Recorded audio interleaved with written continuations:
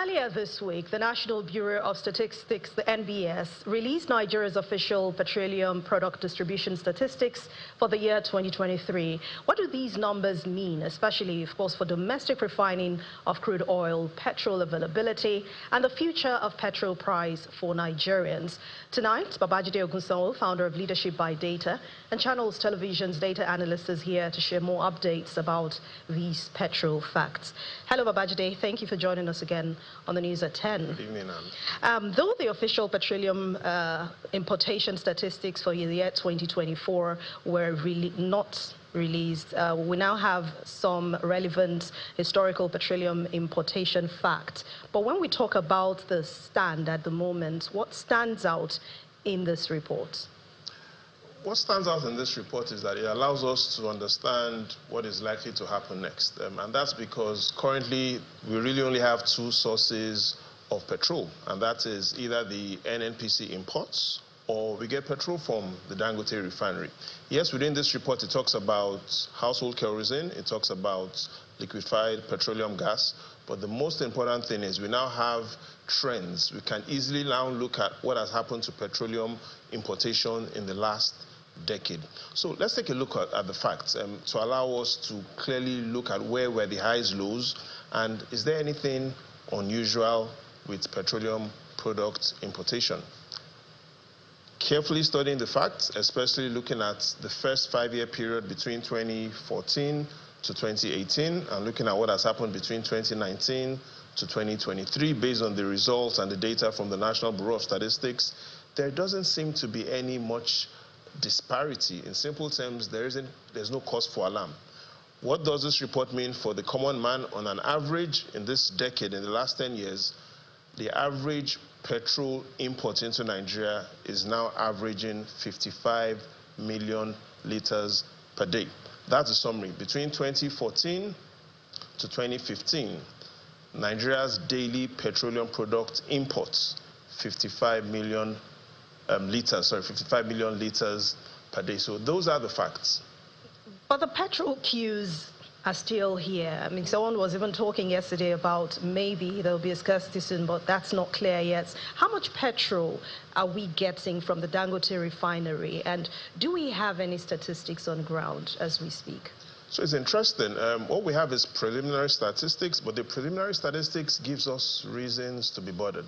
Remember the number I told you about, 55 million liters of petrol is what is imported into Nigeria on an average every day. So those are the numbers that we are keeping an eye on, 55 million liters. The question now is, how much are we getting from Dangote? So let's take a look at the facts, because it allows us to understand and answer the question, should Nigeria stop importing petrol? So today is day 21. NNPC started lifting petrol from Dangote refinery September 15.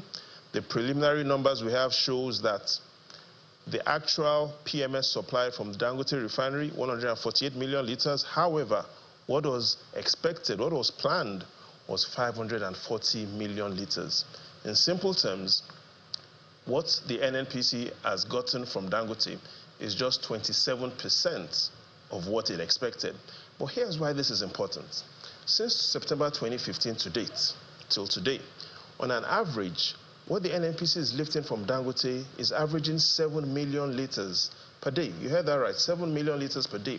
However, what the country needs is about 55 million liters. So clearly there's a shortfall. So I'm speaking to petrol queues, only two things can happen.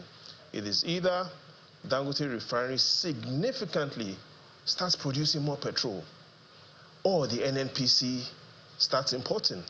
Look at it this way. If the NNPC stops importing and all we keep getting on an average from the refinery is 7 million liters, 8 million liters, 9 million liters, you are more likely to see fuel queues daily than for you to wake up to see the sun. Because clearly, what we understand as of today is what is coming out from the refinery in Lekki significantly below what the country needs. Significantly below. So what is next for the NNPC? That will be the next question, especially in the final quarter of 2024. It depends. First of all, we could understand that the refinery, Port Harcourt refinery, still hasn't come up. But one of the reasons why that hasn't come up is, in simple terms, this refinery is OLD. Let's take a look at it. We're looking at Port Harcourt refinery that started in 1965. Yes, it has had a lot of issues on dates. But the summary is, let's take a look at some of the cars that we used when we were in 1965. You look at that Volkswagen Beetle. That was the car in 1965. Today, can you still go around with this car? No matter how much you try to refurbish, that car is old. Look at the Datsun. 1965, this was the same year the Port Harcourt refinery was started. No one drives around in these sort of cars anymore. Look at the Mercedes-Benz of 1965. Yes, nice, but that was the thinking in 1965 when the Nigerian Port Harcourt refinery started. So in simple terms, yes, this Port Harcourt is a refinery, 210,000 barrels per day. However, the challenge is we're finding it hard, and the NNPC seems to be finding it hard to get a lot of people to make this refinery work. So perhaps what we really will have in Port Harcourt will be a new refinery. But beyond refinery, this is where we have what makes me bothered. Look at the target to end gasoline-powered cars from the United States. In simple terms, what the United States is saying is that in about 10 years, it will stop producing gasoline-run vehicles. For the United Kingdom, 2035, another 10 years. For Germany, 2035, and for France, 2040. So in simple terms, the point I'm making is we're at a point where we are focusing so much on refining. We're at a point where we are focusing so much on Nigeria's petrol consumption and getting all the refineries to work, either those owned by the NNPC or that owned by Dangote. The question is, the world has moved beyond that. In another 10 years, developed countries of the world are saying they will be ending and doing away with petroleum-powered vehicles. So those are the sort of things we should be thinking. You know, to make it easy, what I'm saying is that look at it this way. We're in a world in Nigeria today where we're fighting over should we be using the video cassette or CD and DVD players when the world is watching Netflix. So that is the question. We now need to focus on the future. All right. Thank you very much, Babajide Ogunsowo, founder of Leadership by Data. But, you know, but before we, okay. Go ahead.